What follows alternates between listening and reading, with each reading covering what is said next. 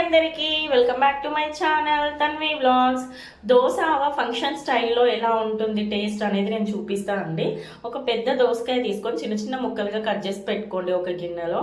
తర్వాత ఏంటంటే ఇంకొక గిన్నె పెట్టుకొని స్టవ్ మీద దాంట్లో 2 స్పూన్ల ఆవాలు, 1 స్పూను మెంతులు అవి మంచిగా వేసి గోల్డెన్ బ్రౌన్ కలర్ వచ్చే వరకు వేయించి అవి చల్లారిన తర్వాత పొడి చేసి పక్కన పెట్టుకోండి.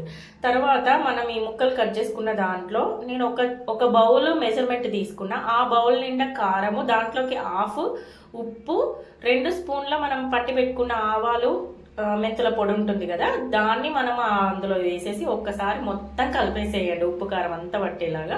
తర్వాత పోపు వేసుకోవడమే. ఆయిల్ ఒక గిన్నె పెట్టుకొని ఆయిల్ హీట్ అయిన తర్వాత ఆవాలు, జీలకర్ర, మెంతులు అవన్నీ వేసుకొని కరివేపాకు, ఎండుమిర్చి అన్ని వేగిన తర్వాత మనం పోపులో వేసేసుకోవడమే. సూపర్ టేస్ట్ ఉంటుందండి. మగ్గిన తర్వాత చాలా బాగుంటుంది.